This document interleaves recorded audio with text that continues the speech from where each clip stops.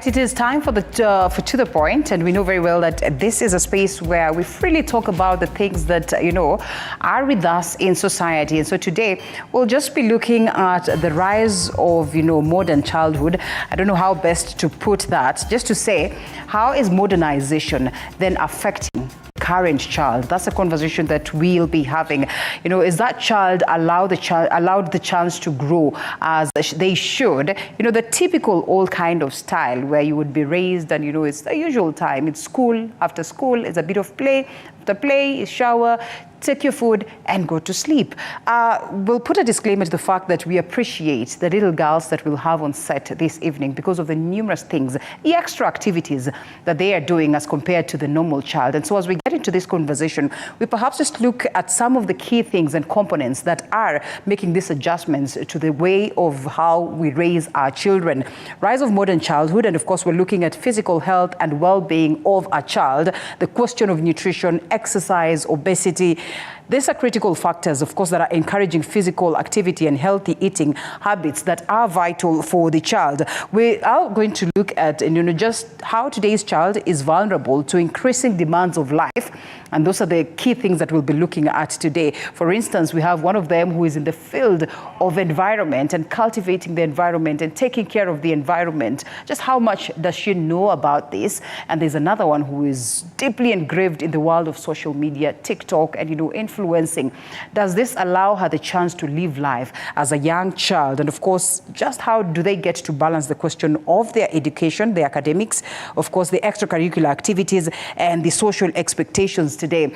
We'll be taking a look at the social networks, that's basically social media, and how children are engraved in the aspect of social media, both online as well as offline. And this in a huge way affecting, if not advancing, their interactions and of course their relationships. We'll also be taking a look at the information overload that they have. Like today, they are bombarded with so much access to information, and we call this in abundance. And of course, discerning reliable resources is a very crucial conversation that we need to have so that we do not get our children landing in spaces that we end up regretting. The aspect of happiness is crucial. Are they happy even as they get to interact with all this? Amid all the challenges, promoting happiness is crucial. Ensuring that our kids are well, of course, that remains our priority.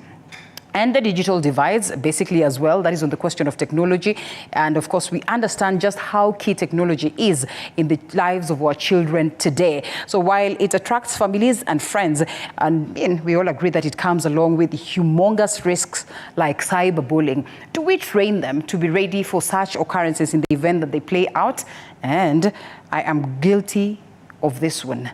Sleep deprivation, because then the little girls that I have on set today are going to probably sleep late just because they had to speak to us. Well, once in a while it is not bad, but just how are we ensuring that even in this space of modern lifestyles that they get enough time to sleep, even as they watch television, of course, even as they have these academic pressures, that they get time to sleep and that the sleeping patterns are not affected in any way. In the 21st century, childhood has undergone a momentous change. That we have to agree. And of course, this has been shaped by countless factors. And that's basically what we'll be looking at this evening alongside Mike. I had earlier mentioned one, of course, Mike is the CEO, and that is of Professional Mentors of Africa. And we also have little Alana Chelangat, who's a climate change advocate and doing well in regalia. You can evidently see that she's dressed for the occasion. Hi, baby. Oh, you want to hug me? Come hug me. It's good to have you. Thank you. You should be sleeping right now. What time do you sleep normally? 9. 9? Yes. Ooh, I am sorry. I am sorry. If once in a while, right? Mike. Karibu sana. Asante. It's good to have you. Thank you. All right. Chantel, as well as the mom, are on their way. I hope they get here on time so that we can also get their view as to the conversation this evening. But I'll allow for Alana Chelangat to say hi to us. Thank you so much for finding time to be here with us. Hello everyone, my name is Alana Chelangat. I'm 11 years old. I am a young climate change advocate and also an author who is very passionate of taking care of the environment. And I represent voices of millions of children whose childhoods have been choked by dust storms and washed away by floods. Beautiful. Well articulated. Amazing. Well said. You know, a child that you wish is your own, right? You almost begin counting the age of your little one and thinking, hey, are they matching up to the standards or what? Do you think Alana understands, even as you introduce yourself, just exactly what space she's in, especially when she talks about being an author as well as being, you know, a climate change advocate? Thank you, Linda. My name is Patrick Maina, Mike. Yes. And a mentor. Mentor is all about working. Right. Working with the children, working with each other to show higher level. And I think our beautiful girl, this is what we need. Yes.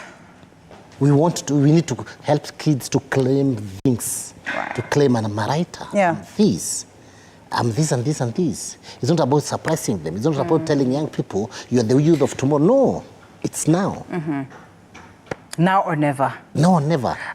What she's doing is amazing. It's challenging even to me. She is 11, Mike. She is 11. Do you think she is wired to really grasp and understand some of these things, you know, amidst all this that is expected of her? School, just growing, the milestones, the usual milestones of a child, you know? But I think, to me, when I see her, I see the mentors surrounding her. Okay. The parent, I see the parents. I see the teachers. I see what the great work they're doing for this beautiful girl to be this way. Just and that's how what much? we need. All right, before we even get to hear her, and I can see that Chantal is already here. Oh, Chantal, little Chantal. I don't even know what time she will sleep. She'll be joining us shortly. But just how much capacity does the brain and, you know, the being of such a child have in terms of, you know, grasping all this? Or are there instances where they will have to drop some things for the sake of others?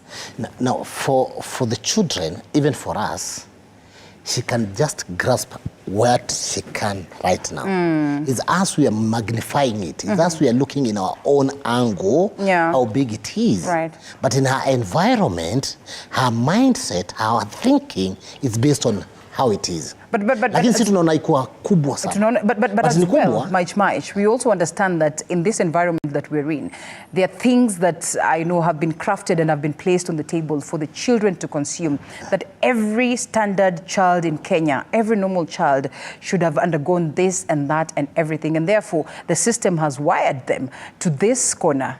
How then do they manage to get all this and at the same time top up with what it is that they are interested in? And that's why I really support the Ministry of Education. Yeah. I am very happy this is all about the CBC concept. Right.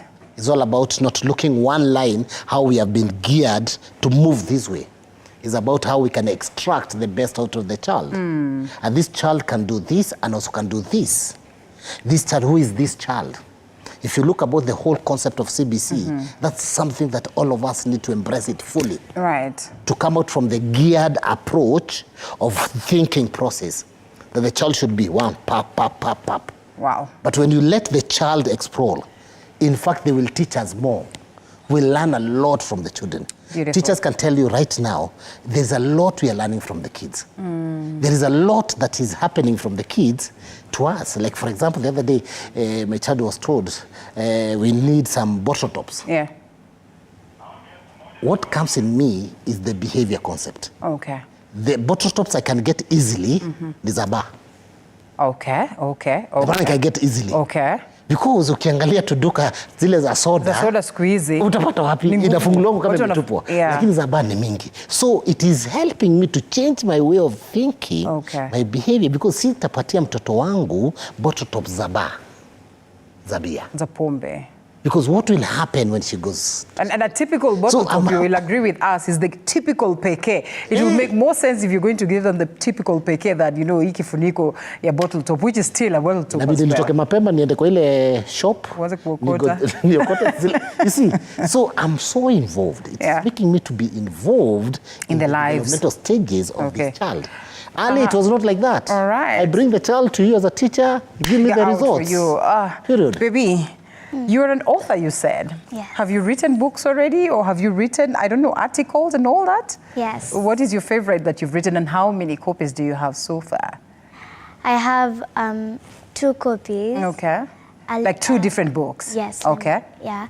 Let me say at least one of my books that I have written.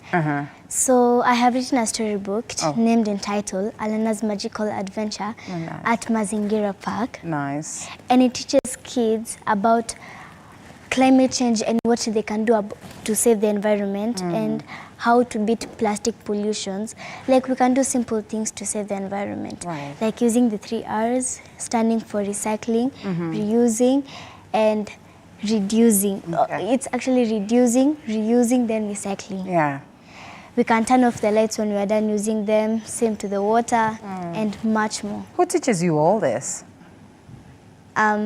You read a lot. I don't know, I mommy, love books. school. I love books. You love books. Yes. So you tend to read a lot, and so much so about climate change. Yes. And all that. When did you begin to develop interest for the climate change bit? It was when I was young. I was watching news with my mom. Then I was seeing this family from like the northern side. They were suffering from drought, and when I watched that, I felt very heartbroken because like children are suffering while me, I am here not doing anything. So I was very determined to make a change. Yes. So when did you, now the steps, what was the first step that you? I started planting trees. Okay, so this with the help of mom or at school? With the help of my mom. Then after that, I started writing storybooks. Then after that, in my school, with my teachers and my fellow students, we have created a tree nursery where like we can plant trees and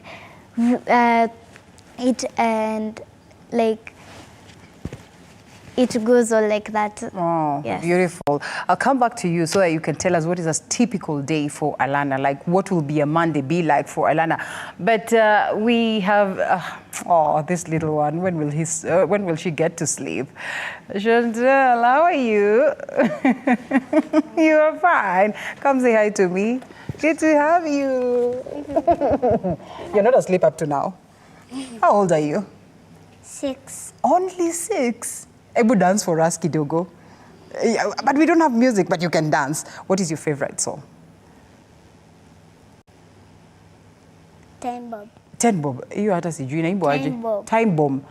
Ebu sing it for us. Kidogo tu. Maybe I know it, it's just that I don't know what it's called. We're going to look for Time Bombs, and so you can dance to it. Chantal is a queen. Sit down. Karibu sana. Mom, thank you so much for creating time to be with us. Wanasema, KRG the Dawn, eh? Yeah. Oh, man, how am I supposed to know that? It's a whole different and all that. Hi. I'm fine. Ebu, say hi to the people and tell them what your name is. Hi. My name is...